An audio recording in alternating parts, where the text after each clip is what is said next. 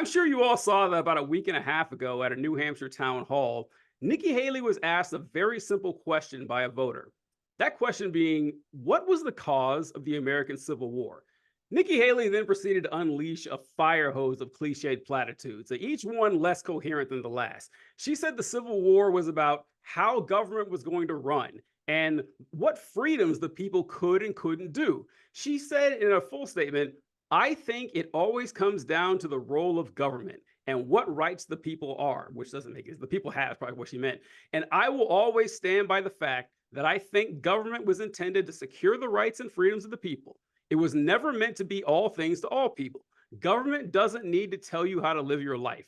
They don't need to tell you what you can and can't do. They don't need to be a part of your life. That last paragraph is wild to me because the truth is, that's exactly what the Civil War was about. The Civil War was about the government telling you what you could and couldn't do. The South was afraid that Lincoln's election and the addition of any future free states would tip the balance of power to, the abolitionist cause, and that slavery would be banned. Like they saw the handwriting on the wall. They knew it was coming. So the South seceded. And the North said, no, you actually can't do that. That's what the Civil War was about. Now, the main issue was the fact that she didn't bring up slavery one time. She said damn near every word in the English dictionary except for slavery. And then when the voter who asked the question pointed that out and said, I can't believe you said all of that and never once mentioned slavery, her response was, well, what do you want me to say about slavery? That's what she actually said. So understandably, this caused quite a bit of backlash the night that it happened. And,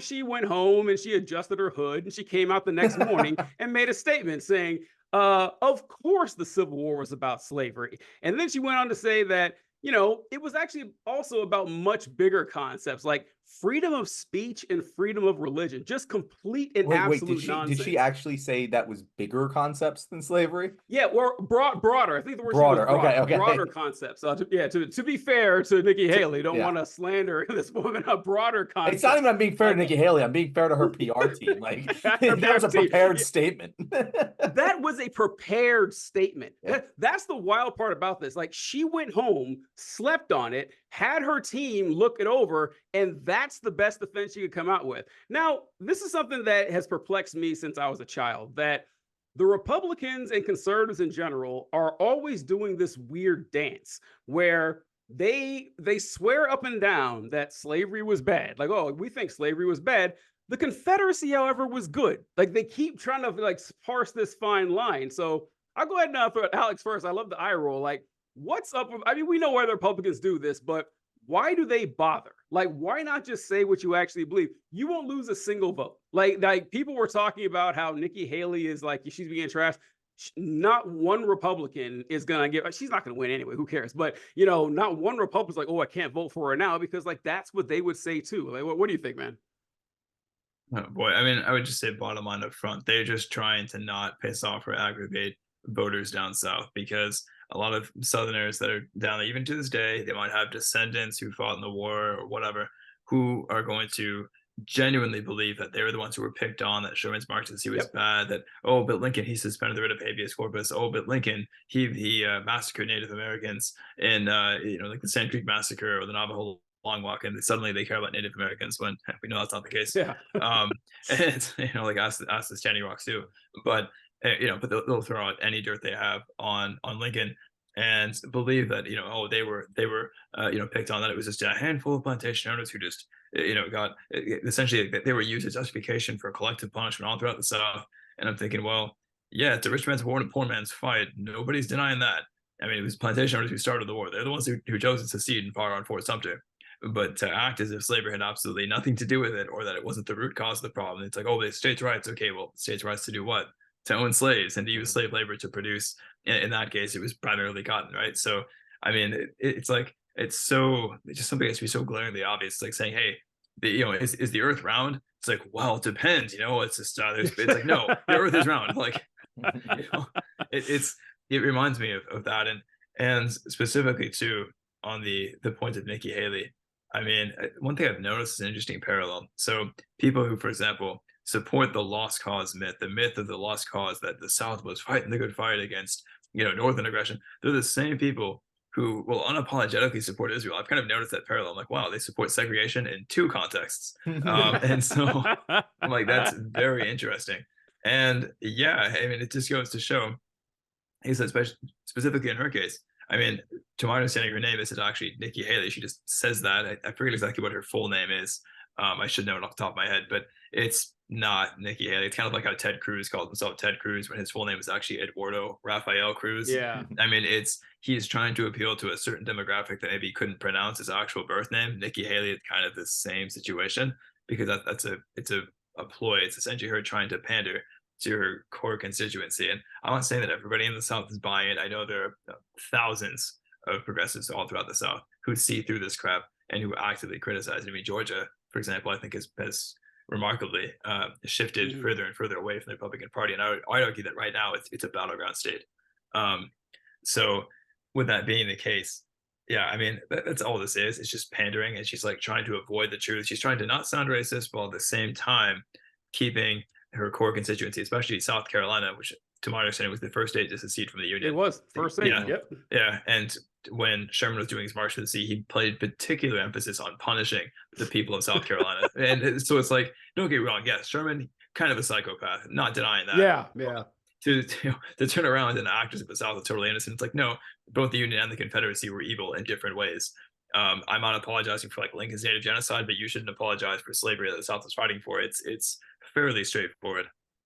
Yeah, it's South Carolina.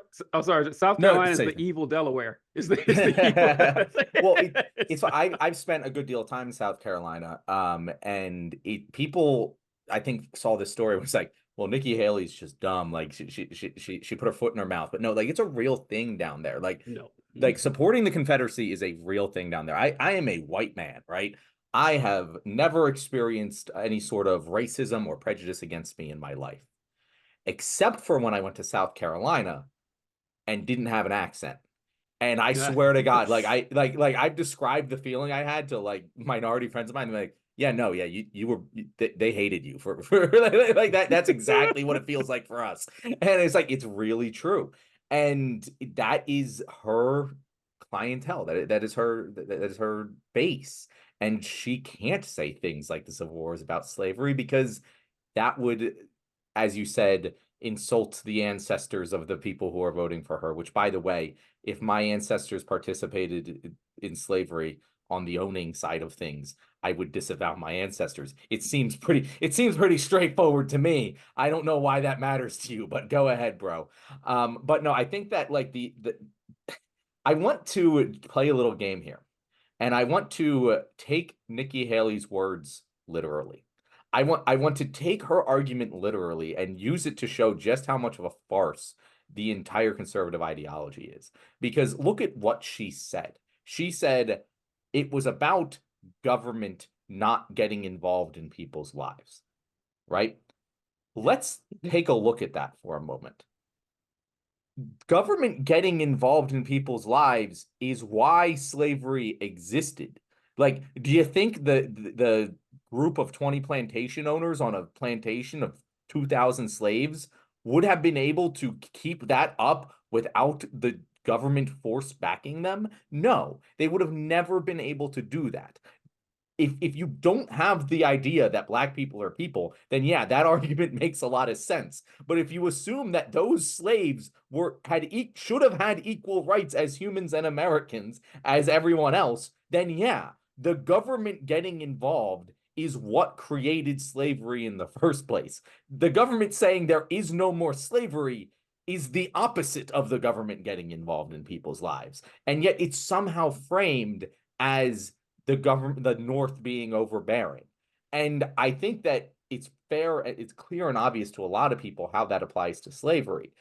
But it applies to so many things like conservatives complain about. Like, a great example is like at this point, like systemic racism. Like, oh, we don't want the government to get involved to fix the problems that the government created. Like, we can't have DEI because that would be racial prejudice.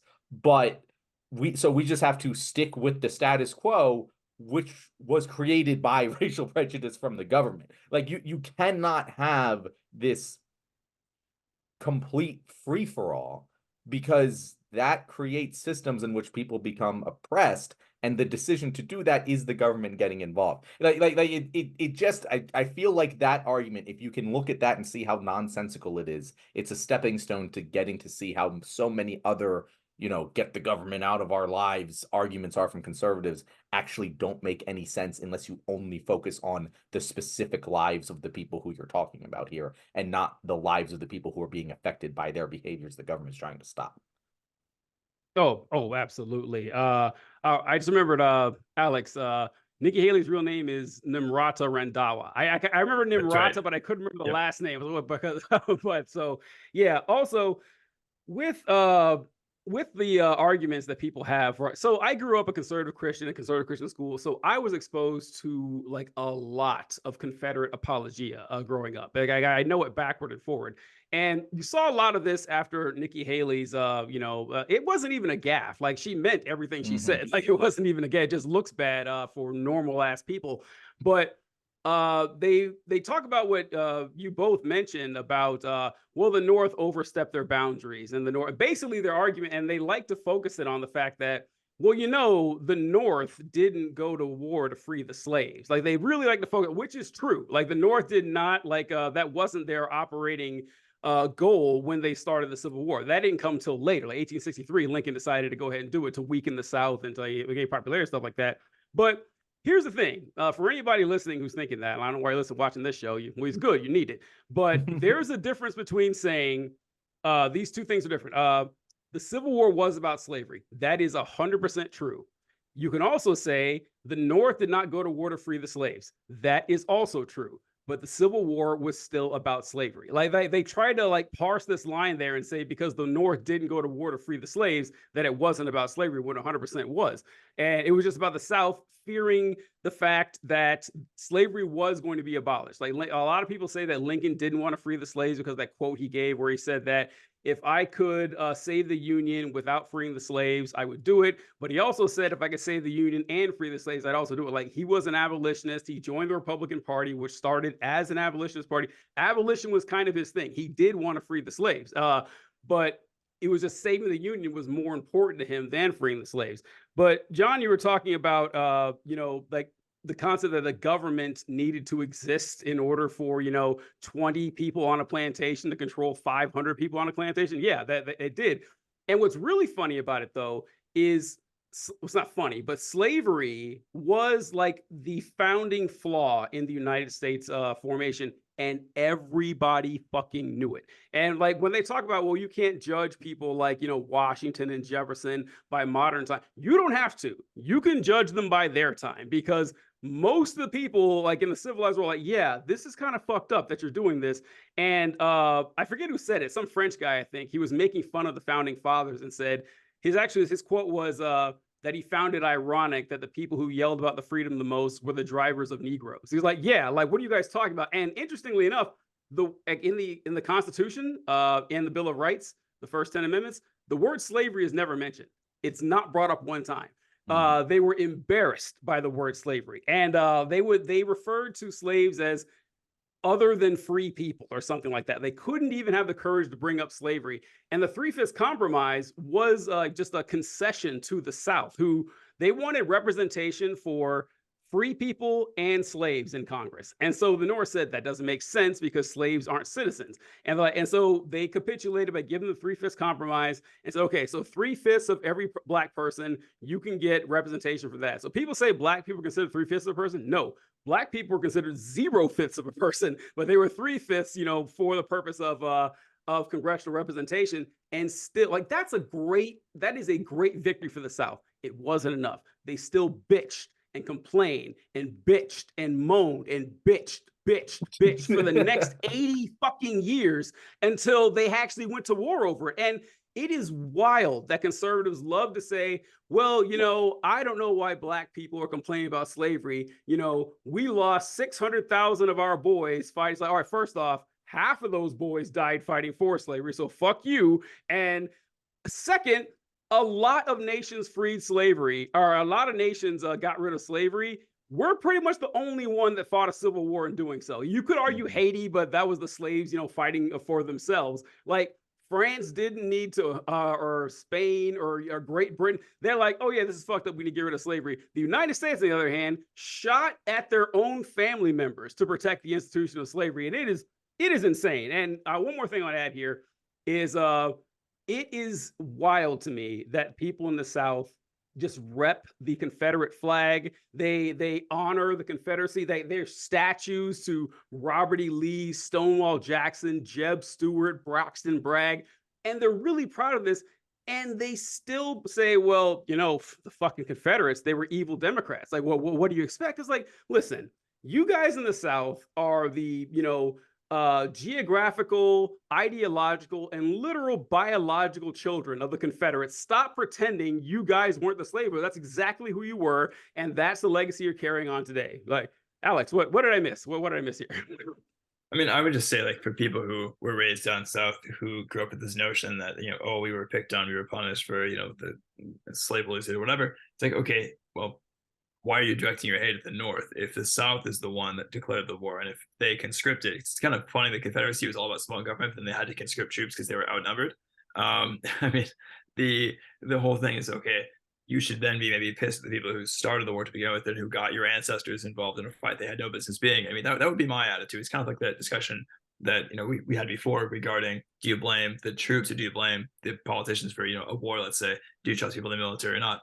And I would say, well, yeah, I'd say Civil War is another example where, yeah, I'd be pissed at, like, Jefferson Davis. I'd be pissed at, you know, the plantation owners who were ruling the South, who were instigating all of this. Because I mean, usually the argument that I hear is, oh, well, you know, only, like, you know, less than 10% of the South owned slaves, or whatever the stat was. And I'm thinking, okay, but if it's that minority that's getting the majority, you know, all these little poor peasants and so on, to fight the war for them, I'd be pissed at the you know, at the rich people who are starting the war. If you're not pissed at them for starting the war and bringing all that hate onto themselves and onto the rest of the South, I mean, yeah, criticize the North all you want, but also look inwards and say, hey, what did we do wrong? Because I mean, the fact that there's this lack of nuance really just kind of baffles me. The fact that, yeah, people to this day cling to the Confederate flag, and it's about Southern pride and all this other stuff. Like, you know, the Klan in the 20s was like repping that flag too. Probably not the kind of flag you want to be waving around. I mean, I'm just saying. Yeah, just your opinion. Sorry, the John, important question here is, do you condemn John Brown? That's the yeah, right. Yeah, that's all you. That is all you need to know about somebody. If someone is like, I don't know about John, but nope, that's someone you can't trust. But I do want to say that, look, if you want to learn a little bit more about another insurrection that took place a little bit recently, we had a discussion about Donald Trump and his being removed from the ballot on a couple videos back. So look into that, and we can talk about, you know, a modern day insurrection that wasn't quite as bad as the Civil War, but we'll see how things turn out. But thanks for watching Left Wing. We appreciate having you.